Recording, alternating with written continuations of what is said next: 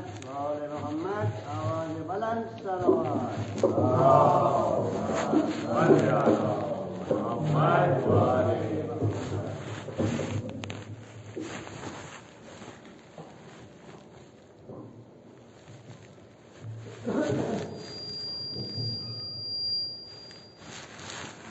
सराय खुशनुदी इमाम ज़माना बुलंदतर सलवात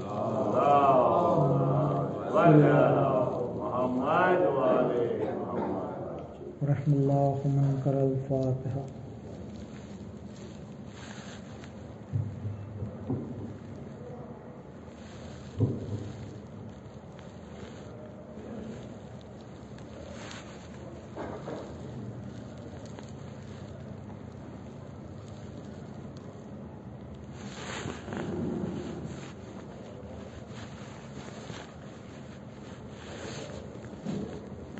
ला हौला वला कुव्वता इल्ला बिल्लाहिल अलील अज़ीम।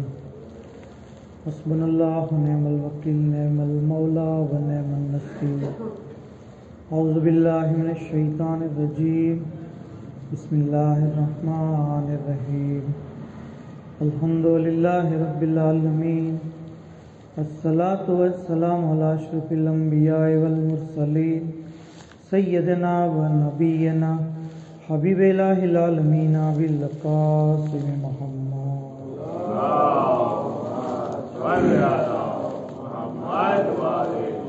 सल्लल्लाहु अलैहि वआलिहिल मासूमीन सय्यदुल इमामिल महदी अल हुज्जत इब्नुल हसन रूही व अरवाहुल आलमीन अल तुराब मक़तमिहि फिदा वलानतुल्लाहि अला दाइहिम व गासिबि हुकूकिहिम व मुनकिरि फ़ज़ाइलिहिम अजमईन। अम्मा बाद क़ाल अल्लाहु तबारक व तआला फ़िल क़ुरानिल करीम बिस्मिल्लाहिर रहमानिर रहीम इन्नल्लाहा व मलाइकतहु यस्सल्लूना अलन नबी या अय्युहल्लज़ीना आमनू सल्लु अलैहि व सल्लिमू तस्लीमा।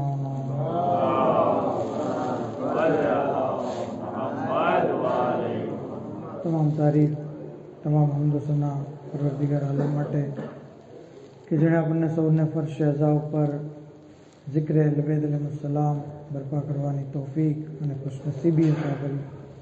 ખુદાવંદ આલમ આપણી આજના કોશિશને કબૂલ કરે અને આવી રીતે મુસલસલ जिक्र अलबेद કરતા રહીએ એના માટે આવાજે બુલંદ સલવાત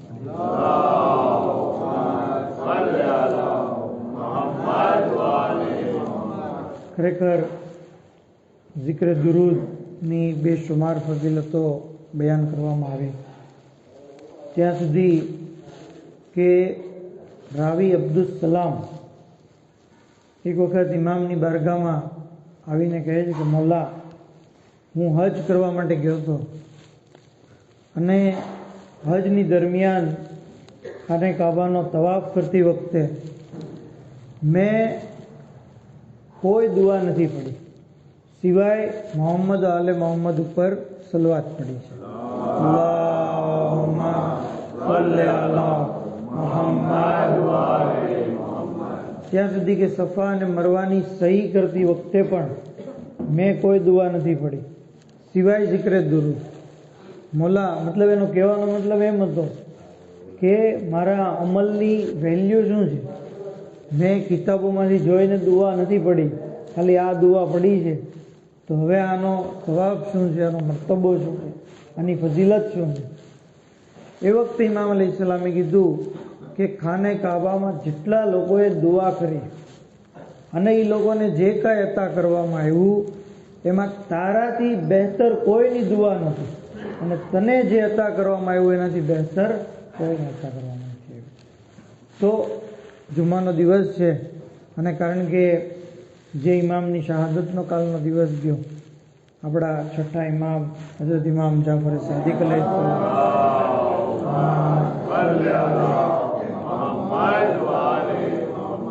ખરેખર અઝીમ આપણા ઇમામ છે કે જેમની જિંદગી સૌથી તુલારી છે। અગર ઇમામ ઝમાન અલૈહિસ્સલામને આપણે રાખીએ અલગ એમની ગૈબત સહિતની જિંદગી તો 65 વર્ષની જિંદગી હતી છઠ્ઠા ઇમામની। ત્યાં સુધી કે ઇમામના દૌરમાં ઇલ્મ જે છે એ એટલું બધું ફેલાણું કે ઇમામને મોકો મળી ગયો. બની ઉમૈયા બની અબ્બાસ હુકુમત માટે લડતા હતા અને ઇમામે જે છે એ પોતાના જગની હદીસો બયાન કરી. આની ઉપરથી કિતાબના લેખક તારણ કાઢે છે કે જ્યારે બે ગ્રુપ લડાઈ ઝઘડો કરવામાં મશગુલ હોય તો મોમિનની ડ્યુટી છે કે ઇલ્મ હાસિલ કરે અને ઇલ્મને ફેલાવે. આ ઇલ્મ હાસિલ કરવું, ઇલ્મને ફેલાવવું, જે ઇમામ અલૈહિસ્સલામે મોકાને ગનીમત જાણ્યો.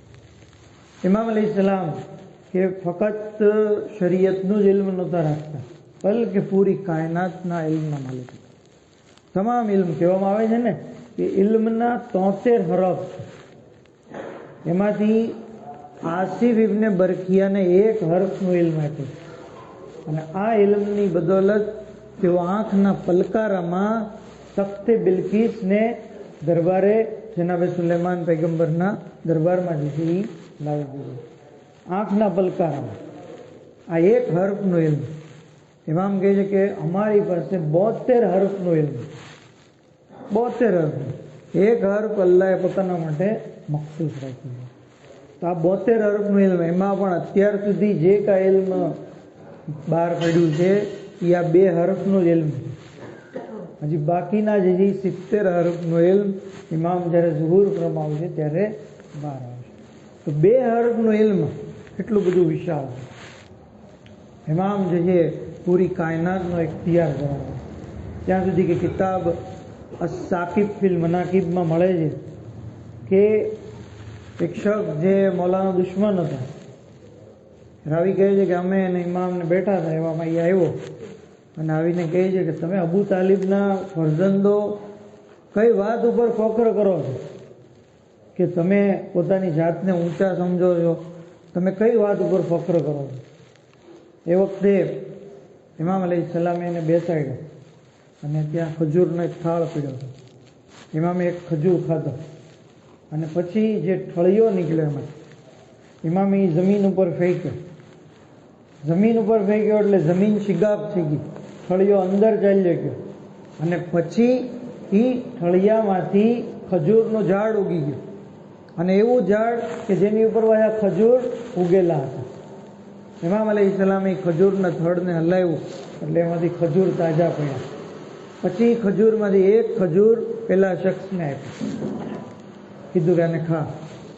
એ ખાધો અને એમાંથી જે ઠળિયો નીકળ્યો હતો, શું જોવે છે કે ઠળિયાની ઉપર લખેલું હતું લા ઇલાહા ઇલ્લલ્લાહ મુહમ્મદુર રસૂલુલ્લાહ વ અહલે બૈતે રસૂલિલ્લાહ ખુઝાનુલ્લાહ ફી અર્ઝ. લા ઇલાહા ઇલ્લલ્લાહ મુહમ્મદ રસૂલુલ્લાહ તો ખબર છે, વ અહલે બૈતે રસૂલિલ્લાહ રસૂલના અહલે બૈત જે છે એ જમીનના ખજાનચી છે. પછી ઇમામે કીધું તું આવી રીતે કરી શકસ? કે નહીં, હું આવી રીતે ન કરી શકું. તો કે આ જે અમે જે ફઝીલત અમારી છે તમારી ઉપર, એનું કારણ આ છે કે અમે જમીનના ખજાનચી છીએ. પછી શખ્સ કહે છે કે મૌલા, જ્યારે હું અહીંયા આવ્યો તો સૌથી મોટો તમારો દુશ્મન હતો, હું તમને દુશ્મન સમજતો હતો, પણ હવે હું તમારો સૌથી વધારે મોહિબ છું અને તમને સૌથી વધારે ચાહું છું. પર મોહમ્મદ આલે મોહમ્મદ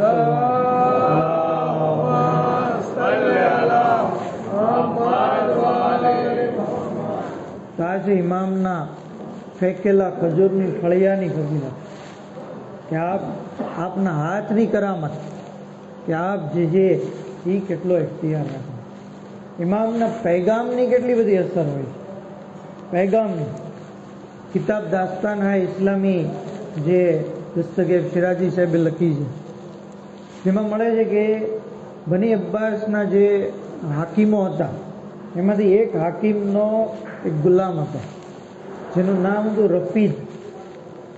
હવે એનાથી એકવાર કંઈક ભૂલ થઈ ગઈ અને ભૂલ હાકીમને પસંદ ન આવી. પરિણામે એ નિર્ણય લીધો કે રફીદને કત્લ કરી નાખવાનો, સજા તરીકે. રફીદને જ્યારે ખબર પડી એટલે એ ફરાર ઇખ્તિયાર કરી અને ત્યાં સુધી કે ઇમામ છઠ્ઠા ઇમામની પાસે એ પનાહ લે. ઇમામને કહે છે કે મૌલા, આવી રીતના મારી સાથે થયું છે, તમે મને પનાહ આપો, મને બચાવો. તો ઇમામ એક મજબૂત પનાહગાર કે આ ફૂલ હસીન છે, મજબૂત પન્ના, જે એમાં આવી ગયો એ મહેફૂઝ થઈ ગયો. ઇમામ કહે છે કે તું ડરમાં, તું તારા હાકીમને જઈને કહે કે જાફર ઇબ્ન મોહમ્મદે તારી જમાનત લીધી છે અને એને કહે કે એને જે છે એ મારા સલામ પહોંચાડજો. કહે છે કે મોલા તમે ઓળખતા નથી, શામનો છે અને શામી લોકો મોટા ભાગના તમારા દુશ્મન છે, તમારું નામ સાંભળશે તો ઓર એ ગુસ્સે થશે.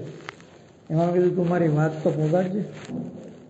હવે આ માણસ ઇમામનો પૈગામ લઈને જાય છે. રસ્તામાં જંગલ આવતું હતું, એ જંગલમાં એને એક શખ્સ મળ્યો. એ શખ્સ કયાફા શનાસી જાણતો હતો, મુસ્તકબિલની વાતો વિશે એની પાસે ઇલ્મ હતું. જેવો એની નજર આ રફીદ ઉપર પડી, એ રફીદને કીધું તું ક્યાં જાતો? તો કે મારા હાકીમ પાસે. તો કે તારો ચહેરો બતાવે છે કે આ ચહેરો જે છે એ મકતુલનો ચહેરો છે, તને તારો હાકીમ કત્લ કરી નાખશે. પછી કીધું તારો હાથ દેખાડ. હાથ જોયા, એ કે આ હાથ મકતુલના છે. પછી કીધું તારું પેટ દેખાડ, એ કે આ પેટ મકતુલનું છે. તારા પગ બતાવ. પગ જોઈને કહે છે આ પગ મકતુલના છે. બધા આજા અવયવ જોયા ત્યાં સુધી કે છેલ્લે કહે છે કે મને તારી જબાન બતાવ. પછી એની જબાન બતાવી, કીધું કે જા, બેફિકર જા. આ જબાન ઉપર એવો પૈગામ છે કે જે પૈગામ તું પહાડને સંભળાવી દે તો પહાડ તારો મોટી અને ફરમા બરદાર થઈ જશે. પછી રફીદ જાય છે. હવે હાકીમના ગુલામો જ્યારે રફીદને જોવે છે તો હુકમ હતો એટલે એને ગિરફ્તાર કરી દીધો અને હાકીમ કહે છે કે આને કત્લ કરી દો. એ વખતે રફીદ કહે છે કે હું મારી હાથે આવ્યો છું, તમે લોકોએ મને ગિરફ્તાર નથી કર્યો, મેં સરેન્ડર કર્યું છે. હવે મારી પહેલાં વાત સાંભળી લો, પછી મને જે નિર્ણય લેવો એ લેજો. કહે છે કે શું છે વાત? તો કે આ બધા લોકોને દૂર કરી દો. બધા દૂર થઈ ગયા. પછી હાકીમને કહે છે કે મને છઠ્ઠા ઇમામે પૈગામ દીધો છે કે એમણે તને સલામ દીધા અને મારી જમાનત લીધી. હાકીમ કહે છે બીજી વાર બોલ દો, કસમ ખાઈને બોલ. તો કે હા, હું અલ્લાહની કસમ ખાઈને કહું છું, ઇમામે તમને સલામ દીધા છે અને મારી જમાનત લીધી. 2 વાર બોલાવરે. પછી એ કહે છે કે હવે હું તને આઝાદ કરું અને પોતાની અંગૂઠી આપી. કીધું કે આને તું લઈ જા અને આ અંગૂઠી તું જ્યાં બતાવીશ ત્યાં તારું કામ થઈ જશે અને મારા તમામ ખજાનાનો હવેથી તું માલિક, તારે જે કરવું હોય તને ઇખ્તિયાર. તો જોયું આપણે કે માણસ જ્યારે ઇમામની પનાહમાં આવી જાય છે તો ઇમામ એને જે છે કેટલો બધો મુખ્તાર બનાવી દે કે એ હાકીમનો જે છે એ ખજાનાનો માલિક બની જાય છે, એને જાનની અમાન મળી જાય છે અને દુનિયાની અંદર એને કામયાબી મળે છે. તો જરૂરી છે કે આપણે પણ આપણા વખતના ઇમામની પનાહમાં હંમેશા રહીએ, પોતાની જાતને ઇમામથી દૂર ન રાખીએ, બલકે હંમેશા ઇમામની જે છે એ પનાહમાં રાખીએ. બર મોહમ્મદ આલે મોહમ્મદ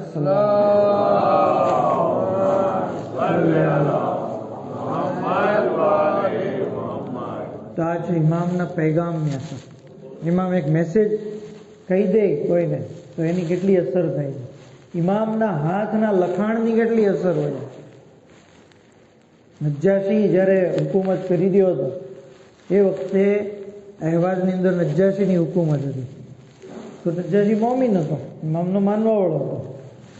એ વખતે એક કિસાન શખ્સ છઠ્ઠા ઇમામની પાસે આવીને કહે છે કે મોલા, મારી ઉપર ઘણો બધો ટેક્સ થઈ ગયો છે અને આ નજ્જાશી છે એ તમારો મોહિબ છે, તમે એને મારી વતી સિફારિશ કરી દો ને તો ટેક્સ માફ થઈ જાય તો મારે જે છે ઘણું બધું ઇઝી થઈ જાય. ઇમામે કાગળ પેન લીધી અને લખ્યું, બિસ્મિલ્લાહિર રહમાનિર રહીમ, સુર્ર અખાગ તસુર્ર કલ્લા, તું તારા ભાઈને ખુશ કર, અલ્લાહ તને ખુશ કરશે. ખાલી એટલું જ લખ્યું, 2 જુમલા, એક બિસ્મિલ્લાહ અને એક ઇમામની વાત. કીધું કે આ લેટર એને દેજો. હવે આ કિસાન શખ્સ જ્યારે નજ્જાશીની પાસે ગયો અને ઇમામનો લેટર આપ્યો, નજ્જાશી મોમીન હતો, મોહિબ હતો. ઇમામનો લેટર આંખોથી લગાવ્યો, ચૂમ્યો, કપાળ ઉપર રાખ્યો, માથા ઉપર રાખ્યો અને પછી એને માનપૂર્વક બેસાડ્યો અને પછી કીધું બોલો તમારી શું હાજત છે. કહે છે કે આવી રીતના મારું ટેક્સ જે વધારે છે અને હું ભરી શકું એમ નથી. એ નજ્જાશી બાદશાહે પોતાના જે મુનિમ હતો, જે હાકીમ હતો, જે એકાઉન્ટન્ટ, એને બોલાવ્યો. કીધું કે આનું બધું કર્જ માફ કરી દો અને એ બધું મારા ખાતામાં લખી નાખો, હું એને જે ભરી દઈશ.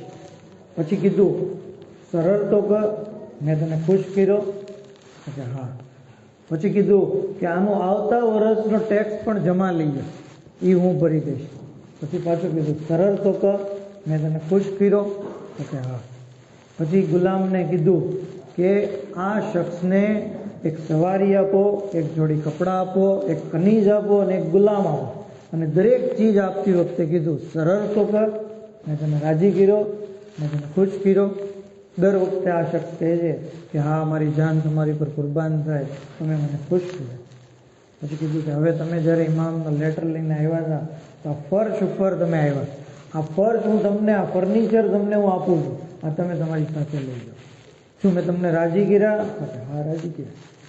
હવે આ શખ્સ જ્યારે ઘરે ગયો અને પછી એને મોકો નસીબ થયો ને ઇમામની ઝિયારત થઈ, મદીના ગયો, ઇમામના ઘરમાં દાખલ થયો, કીધું બધી વાત દાસ્તાન બયાન કરી.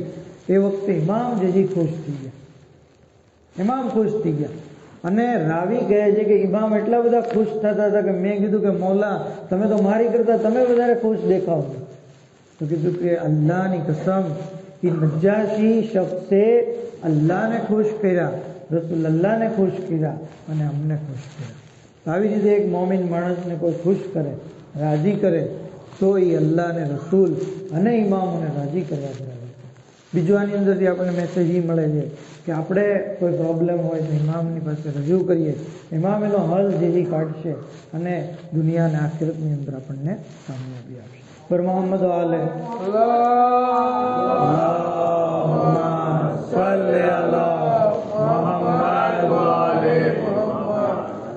છે ઇમામની ઇખ્તિયાર, ઇમામનો હાથનો ઇખ્તિયાર, ઇમામના લખાણનો ઇખ્તિયાર, ઇમામની જબાનનો ઇખ્તિયાર. આ ઇમામ અલૈહિસ્સલામ કે જેમણે મોમિન માટે કેટલું બધું કહી દીધું કે મોમિન ખુશ તો અલ્લાહ ખુશ, મોમિન નારાજ તો અલ્લાહ નારાજ. ત્યાં સુધી કીધું છે કે ઇમામની ઘણી બધી હદીસો છે, જેની અંદર એક હદીસમાં ઇમામ ફરમાવે છે કે જ્યારે કોઈ મોમિન બંદો ગુનો કરતો હોય, કોઈ અલ્લાહની નાફરમાની કરતું હોય અને આપણને ખબર પડી જાય કે આ માણસ આ ગુનો કરે છે, આ માણસ આ ગુનામાં મુબતલા છે, તો આપણી ડ્યુટી એ છે કે આપણે એના ગુનાને છુપાવીએ, બલકે એના માટે તલબે ઇસ્તિગફાર કરીએ, એના માટે અસ્તગફિરુલ્લાહની તસ્બીહ કાઢીએ, એના માટે તલબે મગફિરત કરીએ. અગર કોઈ આનાથી ઉલટું કરે, કોઈ મોમિનને ગુનાહ કરતો જોવે, ખબર પડે કે આ ગુનેગાર છે અને એ ગુનાહને છુપાવવાની બદલે જાહેર કરે, બીજાને કહે, તો ઇમામ ફરમાવે છે કે એ શખ્સને તો અલ્લાહ માફ કરી દે છે કારણ કે એની બદનામી થઈ, પણ જેણે આ એની બદનામી કરી એના નામે એ ગુનો લખવામાં આવશે, પ્લસ એનો ગુનો જાહેર કરવાનો ગુનો પણ એના નામે લખવામાં આવશે. તો જરૂરી છે કે કોઈ મોમિનના કોઈ ઐબ, કોઈ ખામી, કોઈ ગલતી આપણને ખબર પડે તો આપણે એને આશ્કાર કરવાની બદલે એને છુપાવીએ. એક મોમિન માટે જરૂરી છે કે બીજા મોમિનના 70 ગુનાહ અને કબીરાને છુપાવે, 70 ગુનાહ અને કબીરા.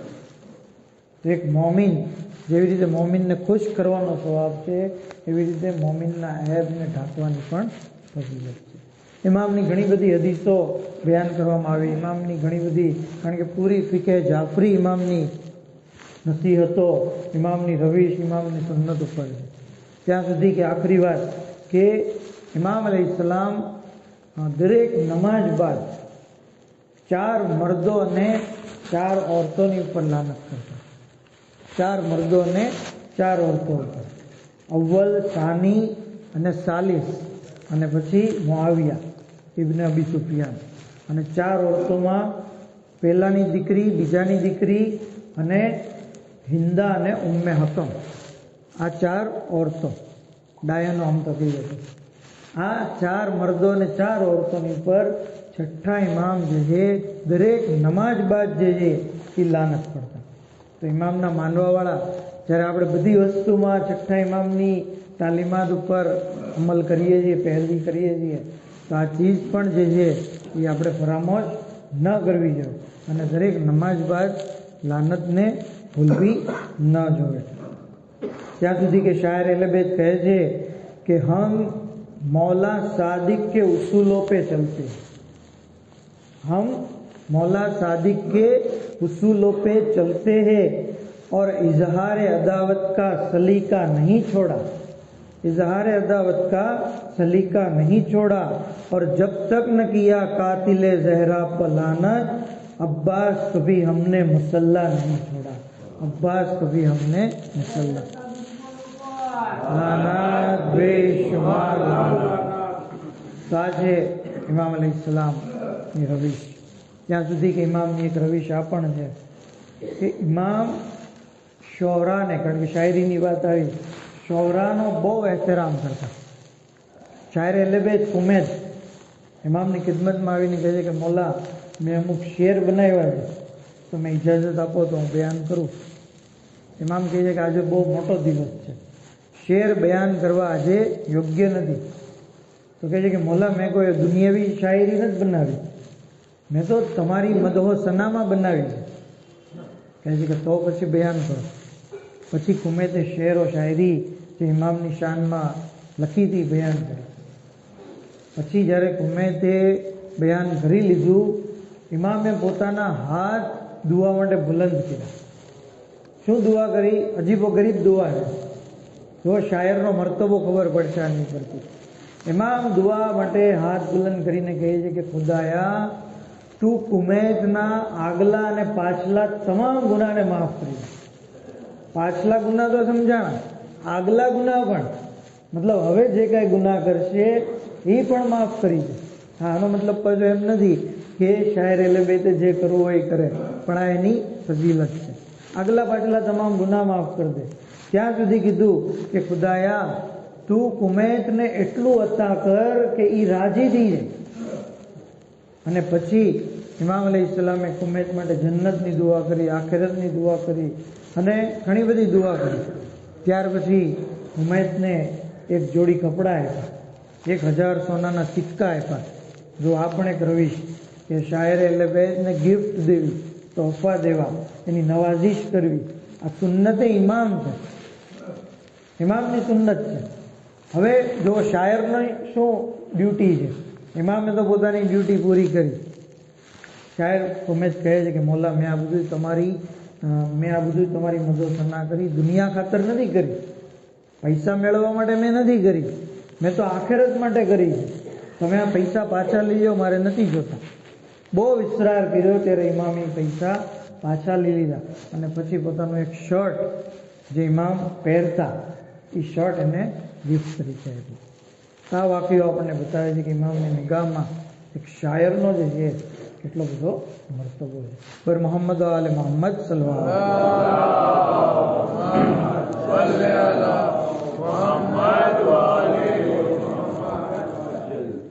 કારણ કે જુમ્માનો દિવસ છે, હઝરતના ઝુહુરની તવક્કો છે. રિવાયતમાં આ જ ઇમામની રિવાયત છે કે ઇમામ ફરમાવે છે કે તમે હઝરતના ઝુહુર માટે દુઆ કરો, વધારેમાં વધારે દુઆ કરો, એનાથી ઝુહુર કરીબ થશે. પછી ઇમામ એક મિસાલ આપતા કહે છે કે બની ઇસ્રાઈલના લોકો જ્યારે અઝાબની અંદર મુબતલા હતા અને ખુદાવંદ આલમ એ લોકો ઉપર ફિરૌનનો 400 વર્ષ સુધીનો અઝાબ મુકર્રર કર્યો. એ વખતે બની ઇસ્રાઈલના લોકોએ આજીજી અને ઇન્કિસારીની સાથે જનાબે મૂસાના ઝુહુર માટે દુઆ કરી. તો ખુદાવંદ આલમે 400 વર્ષમાંથી 170 વર્ષ ઓછા કરી નાખ્યા, 170 વર્ષ વહેલા મોકલ્યા જનાબે મૂસાને. કારણ બની ઇસ્રાઈલના લોકોની દુઆ. એવી જ રીતે અગર આપણે આપણા માટે ઇમામ કીધું કે આ ઉમ્મતના લોકો પણ હઝરતના ઝુહુર માટે દુઆ કરશે તો અલ્લાહ ઝુહુરને નજદીક કરશે. નહીતર જે ટાઈમ નક્કી કર્યો છે એ ટાઈમે ઝુહુર તો થશે જ. તો ઝુહુરને કરીબ કરવું, અલ્લાહની તકદીરમાં બધા કરવી હોય તો જરૂરી છે કે ઇન્સાન દુઆ જે છે એ કરતો રહે. અને આ ઇમામ અલૈહિસ્સલામ છઠ્ઠા ઇમામ કે જેમના બારામાં મળે છે કે મુસલસલ આપ લોકોને ઉલૂમ અહેલ બેત બયાન કરતા. આપના ઘરની અંદર હંમેશા મજલિસે અઝા જજી બરપા રહેતી, ત્યાં સુધી કે મુહર્રમ મહિનાની અંદર તો ખાસ ઇમામ જજી ઇંતજામ કરતા, મરસિયા ખાનને બોલાવતા અને આપ જજી મરસિયા પોતે સાંભળતા, ઘરની ખવાતીનને પણ જઈએ આની અંદર શરીક કરતા. ત્યાં સુધી મળે છે કે જ્યારે પણ છઠ્ઠા ઇમામની સામે ઇમામ હુસૈનનું નામ લેવામાં આવતું તો આ પૂરો દિવસ ગમગીન રહેતો, પૂરો દિવસ ગમગીન. ત્યાં સુધી કે જ્યારે આપના ઘરે મજલિસ હતી, એક રિવાયતમાં મળે છે કે હઝરતના ઘરે ઇમામ હુસૈનની મજલિસ હતી, મરસિયા ખાન અને ઝાકીર જેજી મસાયબ બયાન કરી રહ્યા હતા. એ વખતે એક કનીઝ આવે છે જેના હાથમાં 6 મહિનાનું બાળક હોય છે. એ આવીને ઇમામની આગોશમાં બાળકને રાખી દે છે. જ્યારે હાજરીન લોકોએ જોયું કે ઇમામની આગોશમાં 6 મહિનાનું બાળક છે તો લોકો ખૂબ જ ગિરિયા કરવા લાગ્યા. ઇમામ પણ શિદ્દતથી ગિરિયા કરવા લાગ્યા. ગિરિયા કરતાં કરતાં કહેવા લાગ્યા કે અલી અસગરનો વકાર, અલી અસગરની માસુમિયત આ બાળકથી જેથી ઓછી તો નહોતી. હા અઝાદારો, જનાબે અલી અસગરની મુસીબત ઉપર છઠ્ઠા ઇમામ ગિરિયા કરતા હતા. ત્યાં સુધી કે જનાબે અલી અસગર એવા મઝલૂમ શહીદ છે કે 3 દિવસના ભૂખ્યા અને પ્યાસા હતા. માનું દૂધ સુકાઈ ગયું હતું અને અલી અસગરના ગુલુએ મુબારક ઉપર 6 શોભા તીર ચલાવવામાં આવ્યું. અઝાદારો, અરબના વહેશી કબીલા વાળાઓએ નક્કી કર્યું હતું કે આપણે આ 3 ફળ વાળું તીર જંગમાં ઇસ્તેમાલ નહીં કરશું, ફક્ત ઘોડાને પછાડવા માટે ઇસ્તેમાલ કરશું. અઝાદારો વિચારીએ, અરે આ 3 ફળ વાળું તીર અલી અસગરના ગુલુએ મુબારક ઉપર ગયું. અરે અલી અસગરની કેવી હાલત થઈ. કહે છે મક્તલની કિતાબો કે અલી અસગર ઝબહ થઈ ગયા, હુસૈનનો બાજુ જખ્મી થઈ ગયો. મૌલાએ ચાહ્યું કે ખૂને અલી અસગરને આસમાન તરફ ફેંકે. આસમાન તરફથી ઇનકાર થયો, જમીનને ના પાડી. શાયર કહે છે इनकार आसमां को है, राजी जमीन नहीं, असगर तुम्हारे खूं का ठिकाना कहीं नहीं. अरे मजलूम करबला खूने अली असगर ने પોતાના ચહેરા ઉપર લગાવે છે. અરે આજ હાલતમાં હું નાના રસૂલે ખુદાથી મળી. અલા લાનતુલ્લાહી અલલ કૌમિઝ ઝાલિમીન وسيالهم الذين ظلموا أي منقلب ينقلبون إنا لله وإنا إليه راجعون. معبود بحق محمد वाले मोहम्मद हमारी मुख्तसर इबादत में कबूल फरमाओ, हमारा गुनाह ने कबीरा ने सगीरा ने माफ़ फरमाओ. इलाही बेहक मोहम्मद वाले मोहम्मद वारिस हुसैन इमाम असर अलैहिस्सलाम ना ज़हूर में ताजील फरमाओ. हज़रत ना खादिमा हमारा शुमार फरमाओ. दुनिया में ज़ियारत इमाम और आखिरत में शफाअत अलबेद नसीब फरमाओ. मरहुमीन की मग़फ़िरत फरमाओ, बीमारों ने शिफाए कुल्ली बरामद फरमाओ. इलाही बेहक मोहम्मद वाले मोहम्मद जन्नतुल बकी की तामीर मटे असबाब फराहम फरमाओ. वाक़िर दअवाना